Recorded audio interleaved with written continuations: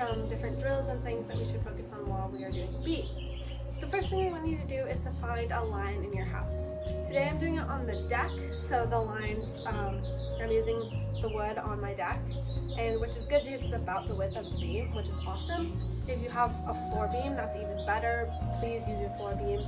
If you don't have anything like this, you can try and find a straight line on a carpet maybe, or somewhere else in your house. If you still can't find a straight line, that's totally fine. You can use tape. So you can lay out tape on the floor or somewhere wherever your parents say it's okay to put tape. Make sure you ask, because you don't want to put tape down somewhere where it could like rip off something.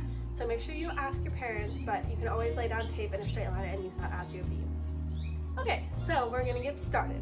The first thing I want you to do is get your leg muscles moving. So we're gonna start with some kicks. Before we start our kicks, I want you to pause the video and I want you to do some stretching and I want you to warm up. You can follow a different stretching video on our YouTube channel or you can do it by yourself, but I do want you to get your muscles loose before we get started. Okay, I hope you guys warmed up and stretched and got ready. So now we're gonna get started. So we're gonna get our leg muscles tight and working really hard because we're gonna be doing some T positioning that's going to involve our legs, and so I want to get our legs warmed up. So the first thing you're going to do is stand on your line with your arms outside middle, and you're going to do 10 kicks in forward. When you do these kicks, you want to make sure that your body doesn't bend forward. You want to keep your chest up as you kick with a nice straight leg and pointed toe. Then you do 10 kicks to the side. Again, straight leg, pointed toe, arms outside middle. But it's really important that you don't stick your hip out while you kick and you don't lean to the side while you kick. You want to try and have a straight line all the way on the side of your body while you're kicking. Your leg doesn't have to be all the way to the side, it can be a little bit in front, but your knee does need to be pointing up towards the sky. Then you're going to do 10 kicks behind you, making sure that your back foot starts in line with your front foot, so on the beam. Front side middle, chest high, 10 kicks backwards. They don't have to be very high, but you do want to make sure that your chest doesn't drop when you kick, and you also want to make sure that your knee doesn't bend. So you want to keep your chest up nice and tall and kick just as high as you can while keeping straight legs. So you're going to do 10 forward, 10 to the side, 10 backwards on both legs. Then after that, we're going to do pulses and a hold, and you're not going to let your leg drop between the pulses and the hold if you can. So your arms are going to be in front, same thing.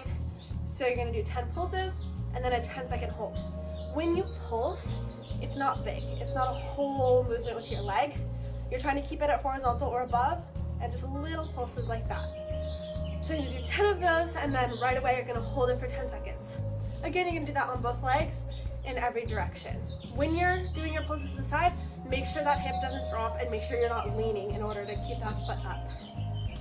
Okay, now that your legs, hopefully, are warmed up and you get those muscles moving, we're going to move into our T positioning, which is super important on beam and floor, but especially on beam.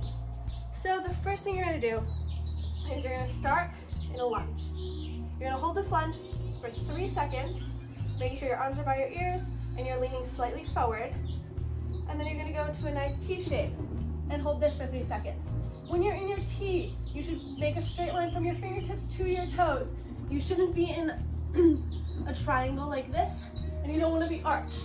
You want to make sure your arms are by your ears, your toes are pointed. It should be a straight line. You should almost be able to put a glass of water on your back and not let it tip over. So you're going to hold that for 3 seconds, and then you're going to come back to your lunge and hold this for 3 seconds. So you're going to hold the lunge for 3 seconds, go into a T for 3 seconds, and then back to a lunge for 3 seconds. You're going to do that 5 times on your good leg and 3 times on your bad leg. Then, once you do that, then you feel comfortable, you're going to move on to baby handstands. Make sure you're doing all of this on the line. I'm turning sideways so I can show you, but you are going to want to be doing this on your beam line. Okay, so what we're going to do next is you're going to be in your lunge. You're going to hold it for 3 seconds. You're going to do your T, hold it for 3 seconds, and then we're going to go into our baby handstand, back to T for 3 seconds, and then back to a lunge for 3 seconds. So we want to go through our T in the beginning and back through our T at the end. So the whole thing is you're going to hold a 3-second lunge, a 3-second T, trying to keep that straight line the whole time going up into your baby handstand. When we do our baby handstand, our legs don't come together, they stay split, with one leg being all the way straight up and the other leg at horizontal. So I'm gonna show the baby handstand one more time, just so you guys can see. Going through T, baby handstand, holding it, coming back down. So that's what you want to do with your baby handstand, making sure you hold the lunge and hold the T position, baby handstand, hold the T when you come out, and back to your lunge. This is really important because it makes first of all, it makes our handstands pretty, right? It's way less pretty to see this going into a handstand and then kind of like falling out. That's not what we want to see. We want to see nice straight lines, but it also helps us balance and hold a better handstand. So what we're going to do next, you're going to do that 5 times on your good leg, 3 times on your bad leg. So the baby handstands are 5 times on your good leg, 3 times on your bad leg, trying to start on the line and finish on the line as much as possible. Then we're going to do the same exact thing, except going into a full handstand. And you're going to try and hold that full handstand for 3 seconds, just like your lunge and T positions. So we're going to start in a lunge for 3 seconds, hold the T for 3 seconds, handstand for 3 seconds, back to T for 3 seconds, and back to lunge for 3 seconds. It's really important that you focus on keeping a straight line the entire time, trying to hold that handstand for 3 seconds. It's really important that you focus on this T shape because it's going to be used in your cartwheels also, and in your side handstands and everything else we're going to be working on. So again, I want you to do that 5 times on your good leg, 3 times on your bad leg. Again, starting on the line, finishing on the line, trying to hold that handstand for 3 seconds. What we're going to do next is the same exact thing. The only difference is that you are not going to stop in the T position, but you're still going to go through the T position. So we're going to still start in your lunge, and you're still going to go through the T, you're just not going to stop there. So you start in your lunge, go through the T, up into handstand, back through our T position. It's really important that you focus on going through the T. If you want to take a video of yourself or have a parent or sibling watch you, just make sure that you're going through the T without breaking at the hips. Feel free, that's awesome. It's really good to have someone correct you, just so you know that you're doing it correctly. When we are in our T, we want our arms by our ears the whole time. We want to be squeezing our legs and our booty and our core because that's what's going to keep us in a straight line and nice and balanced. So you're going to do that as many times as you want, but I want you to do at least a few on your bad leg and on your good leg. So do this until you feel comfortable, do this until you're confident that you're going through that T position without breaking at the hips. Really fast, I'm just going to show you what we don't want to see. We don't want to see this, breaking at the hips, handstand, and then breaking as we come back up. We want it all to be a nice straight line as we're going through. What we're going to do next is side handstands. You don't have to hold the T for this, but I do want you working really hard on squeezing and still focusing on going through the T. So you're gonna start in your lunge, go through your T shape, side handstand, and when you come out of your side handstand, you can choose to either step out or tuck down, however you want to come out of it. But you want to start on your beam. You want your hands kind of half on the beam, half off of the beam, because if you were on an actual beam, your fingers wouldn't be on the beam. It would be more your palms and you holding onto the beam with your fingers. So try and do that. Make sure you're squeezing really tight in your side handstand. You're trying to hold it as long as you possibly can. So yeah, you can do that as many times as you want, but I do want you to try to do some on your bad leg as well, at least 3 on your bad leg, but feel free to practice as much as you want. Now we're gonna go on to our cartwheels. So we're gonna start the same way we started with our handstands. You're gonna start in your lunge, hold it for 3 seconds.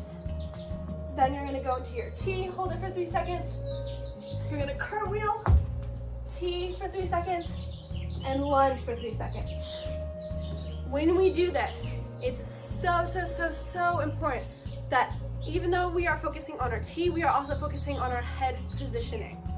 So when we're doing our cartwheels, we want our arms by our ears, and we want to be looking under our armpit. We don't want to be looking over our armpit, and we don't want to be looking forward. It's really important that we look under our armpit so we can try and watch where our feet land. So again, really important. Make sure you look under your armpit. Before you start your cartwheels, feel free to just stand with a nice tight body and practice looking under your armpit. So you want to look under the armpit of your bad arm. So I start my cartwheel in a left leg lunge, which means when I'm doing my cartwheel, I'm looking under my right armpit. So when I'm standing, I'm looking under my right armpit and practicing that motion. So when we start doing our cartwheels, it just is nature to look under that armpit so we can see ourselves land. So you're gonna do 5 on your good leg, 3 on your bad leg. Just to show you again, you're doing your 3-second lunge, 3-second T, cartwheel looking under your armpit, back in a T for 3 seconds, and then back to lunge for 3 seconds. If you don't feel comfortable moving on yet because you still don't understand the head positioning, practice this as much as you want, but I do want you to do at least 5 on your good leg, 3 on your bad leg. The final thing we're gonna do is put it all together. You're still gonna go through the T, but you're not gonna stop in the T. So you're gonna go in your lunge, you're gonna go through the T, look under your armpit, come back out through the T, and land in our lunge. You're gonna be doing this, again, all on a line. When we're practicing our cartwheels, I do want you to try and land as many as you can back on the line. The main reason why some people don't land back on the line is because either their head isn't in the right positioning or they aren't squeezing as tight as they could be. So if you're having some difficulty landing back on the line, really try and focus on where your head is and making sure you're squeezing really tight. The other thing is when we're landing, sometimes people don't pay attention to your back leg, and so they kind of just let it land. You want to make sure your back foot is trailing right behind that front foot so it can land nicely on the line. Yeah, I hope you guys enjoy. Feel free to do those cartwheels as many times as you want. I do want you to try and do some on your bad leg, try and land back on your beam, whatever your beam is. And I hope you guys had fun. Feel free to check out any other videos on our website. And yeah, have a good day.